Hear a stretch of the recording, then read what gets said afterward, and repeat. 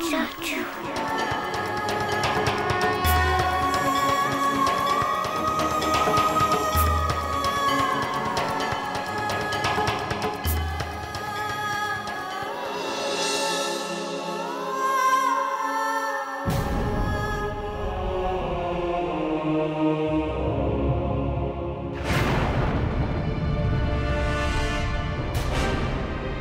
चली जाओ यहाँ से और अपना मनहूस साया इस घर के बच्चों पर कभी मत डालना। जाओ यहाँ से। ये हमारी कोई नहीं लगती, हम इसे नहीं जानते। धक्के मार मार कर घर से निकाला, फिर भी पता नहीं बुरे साए की तरह हमारे घर से चिपकी पड़ी है। चाचा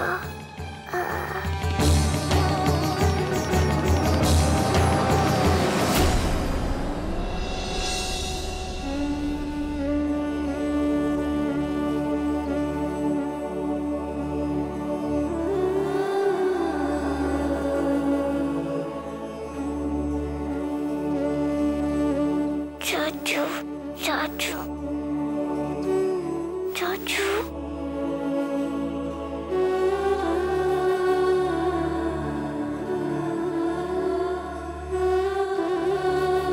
बेटा मुझे माफ कर दो, मुझे नहीं पता था कि तुम बीमार हो। अगर मुझे पता होता तो मैं तुम्हारी बात कभी नहीं मानती, कभी नहीं।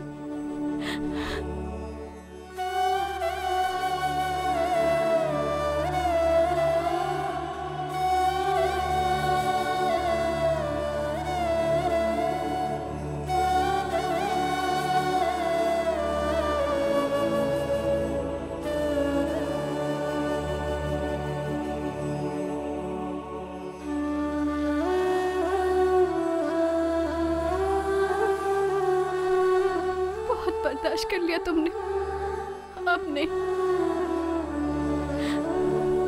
मैं माता रानी से विनती करूंगी कि वो तुम्हें ठीक कर दे, क्योंकि गलती मुझसे हुई है तो सजा भी मुझे ही मिलनी चाहिए, तुम्हें नहीं। आंखें खोलो गौरी, आंखें खोलो,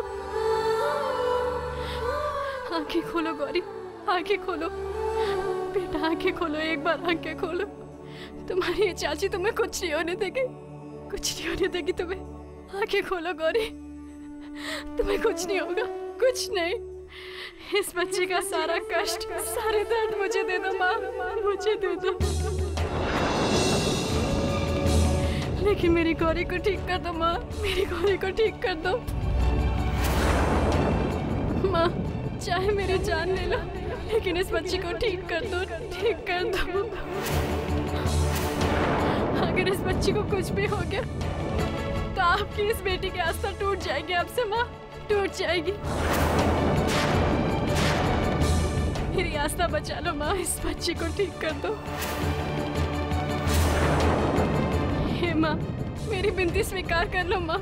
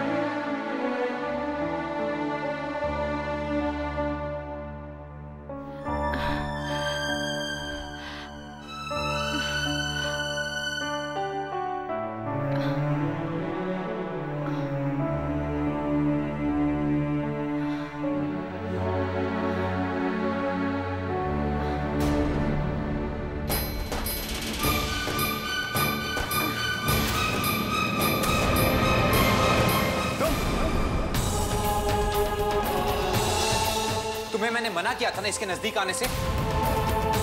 फिर तुम यहाँ क्यों आए? वंश भैया, गौरी का बुखार कैसा है? अरे ये तो चमत्कार हो गया। लगता है माता रानी ने हम सब की प्रार्थना सुन ली। गौरी एकदम ठीक है, इसे बिल्कुल भी बुखार नहीं है। देखिए,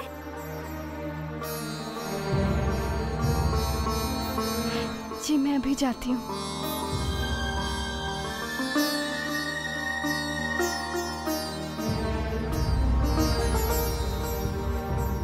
कहा तो डॉक्टर साहब कह रहे थे कि गौरी का बुखार उतरने में कुछ दिन लग जाएंगे, लेकिन देखिए ना, वैष्णवी की सेवा से उसका बुखार एक रात में ही गायब हो गया।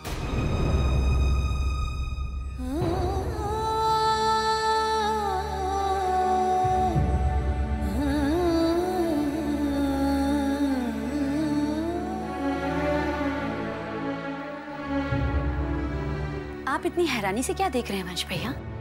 थोड़ी देर पहले मैं जब कमरे में आई थी तब आपकी आंख लगी हुई थी और वैष्णवी बिना पल के झपकाए गौरी की पट्टियां बदल रही थी।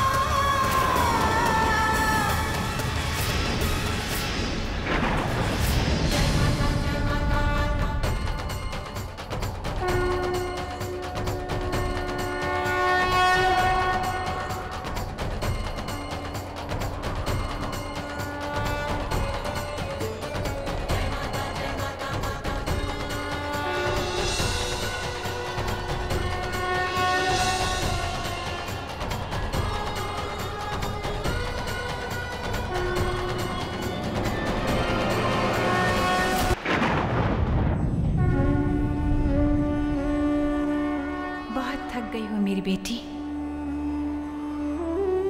कुछ समय अपनी माँ की गोद में आराम कर ले। ये तो शुरुआत है मेरी बच्ची। इस जीवन के अग्निपथ पर तुझे तो अभी कई परीक्षाओं का सामना करना पड़ेगा, किंतु तू घबराना मत।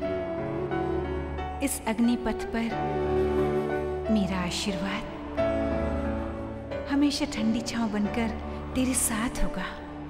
इसीलिए निडर होकर सामने आई हर विपत्ति का सामना करना। सच, माँ होना कितना कठिन है। एक माँ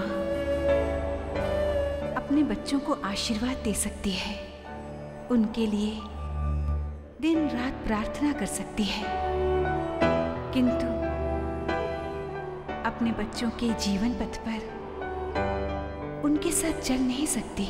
इसलिए बेटी, तुझे उस लंबे रास्ते पर अकेले चलते हुए अपने उस लक्ष्य को प्राप्त करना होगा। 2 क्षण सुस्ता ले बेटी।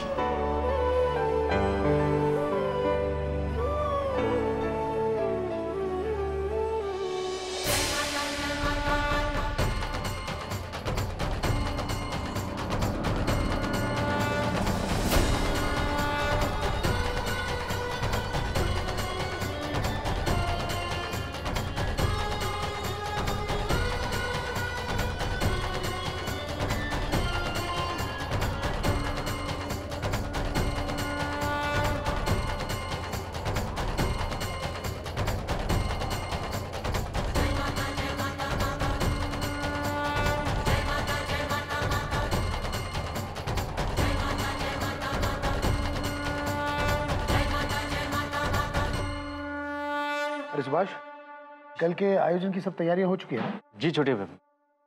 देखो सुभाष, कल के आयोजन में कोई भी कसर नहीं रहनी चाहिए। सारी दुनिया की नजर कल हमारे आयोजन पर रहेगी और कोई भी अगर कसर रहेगी ना, भैया जी बहुत नाराज होंगे। आप बेफिक्रिए छोटे भैया, मेहमानों के ठहरने की व्यवस्था हो चुकी है। पूजा, भोजन, प्रसाद और सजावट सभी का इंतजाम हो चुका है। आप चाहे तो स्वयं उसका निरीक्षण कर सकते हैं। शाबाश, वेरी गुड। अरे भाई सभ्य,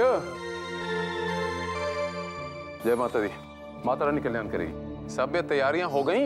भैया जी हम सब तैयार हैं। तो बड़े भैया जी, मेहमान आना शुरू हो गए। अरे अगर मेहमान आ गए हैं तो आप यहाँ खड़े खड़े क्या कर रहे हैं? आप जाइए, उनका आगमन कीजिए, स्वागत कीजिए भाई। लेकिन वो होटल वाला एडवांस पेमेंट मांग रहा है। एडवांस पेमेंट मांग रहा है तो सभ्य से ले लीजिए, ये इनका डिपार्टमेंट है।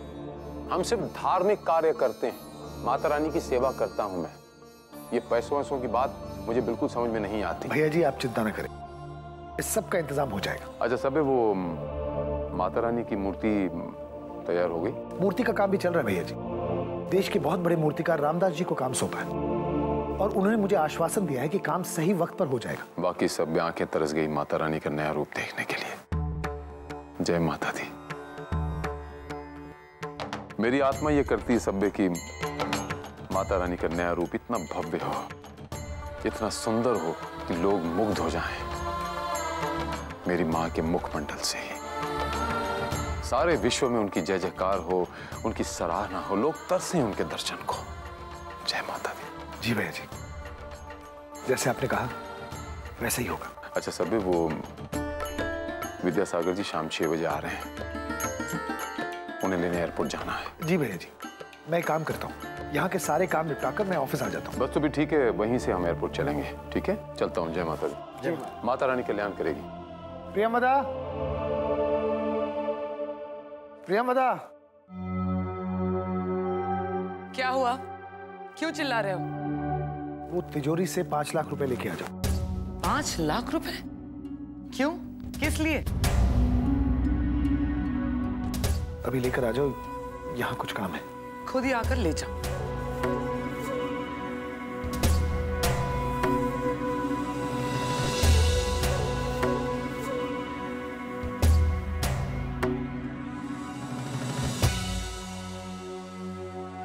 क्या तमाशा प्रियंवदा?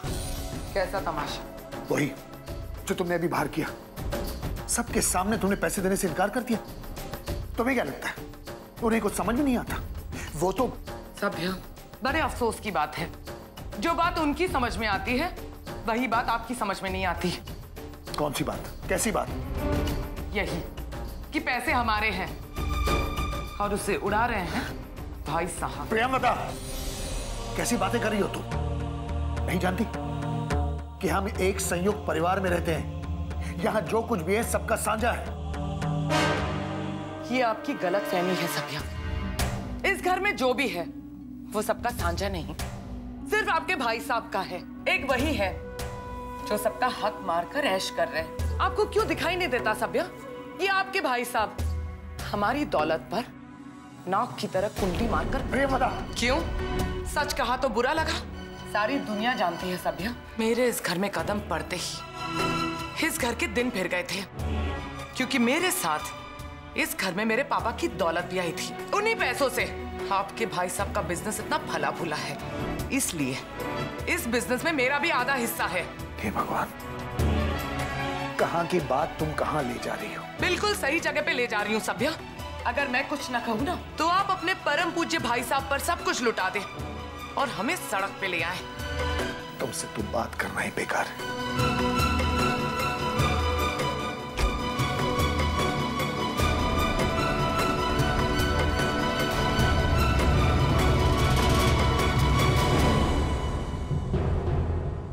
मैं तुमसे फिर कहता हूं प्रियंवदा, रिश्तों को पैसों की तराजू में तोलना बंद करो।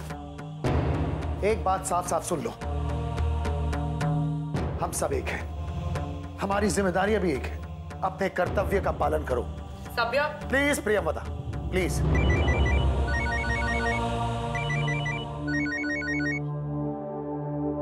जय माता दी। रामदास जी, मूर्ति का काम कैसे चल रहा है? आप जितना जल्दी हो सके यहाँ पर जल्दी आ जाइए। क्यों रामदास जी, सब ठीक है ना? आप फोन पे बताए ना। सभ्य बाबू, मैं फोन पर कुछ नहीं बता सकता हूँ। बस आज आपको यहाँ आना ही पड़ेगा। ठीक है, मैं आता हूँ।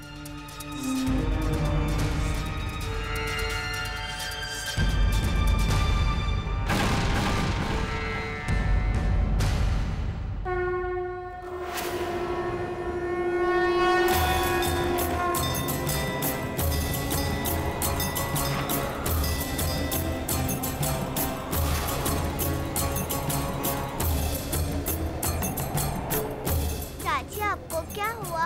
आप जमीन पे ऐसे क्यों लेटी थी?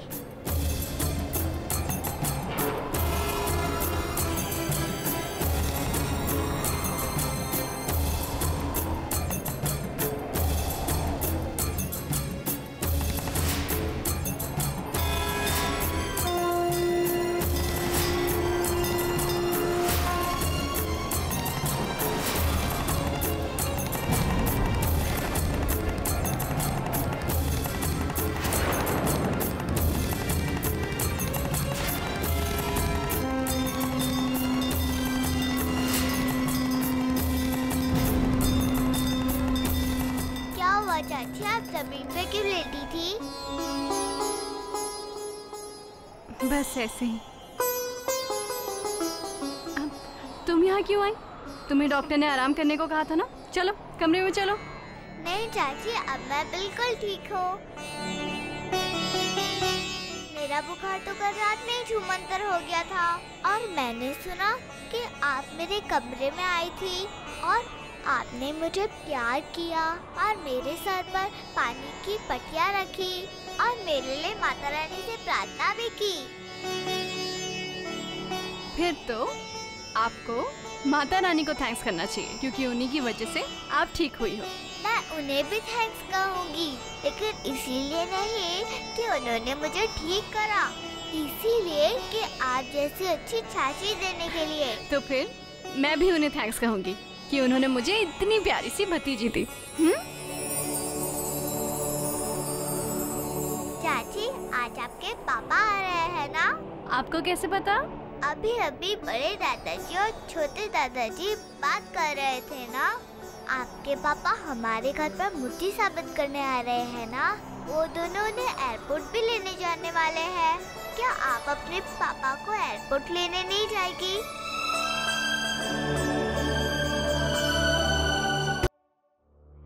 रामदास जी, कहिए आपने मुझे यहाँ क्यों बुलाया? फोन पे आप काफी परेशान सुनाई दे रहे थे। सब ठीक है ना? सभी बाबू, कुछ समझ में नहीं आ रहा है कि मैं आपसे कैसे कहूँ। आपने मुझ पर भरोसा किया, इतनी बड़ी जिम्मेदारी थी, लेकिन आज मैं अपनी जिम्मेदारियां नहीं निभा पा रहा हूँ। लेकिन हुआ क्या है रामदास जी? पिछले 40 सालों से मैं माता रानी की मूर्तियां बना रहा हूँ। माता रानी के हजारों रूप इन हाथों से गढ़ चुका हूँ, लेकिन आज तक ऐसा कभी नहीं हुआ। आप पहेलियां ना बुझाएं रामदास जी, क्या बात है? मुझे साफ साफ समझाएं प्लीज। ठीक है, आइए मेरे साथ, आइए आइए आइए। ये सब देखिए, लाख कोशिशों के बावजूद भी मैं माता रानी की मूर्ति नहीं बना पा रहा हूं।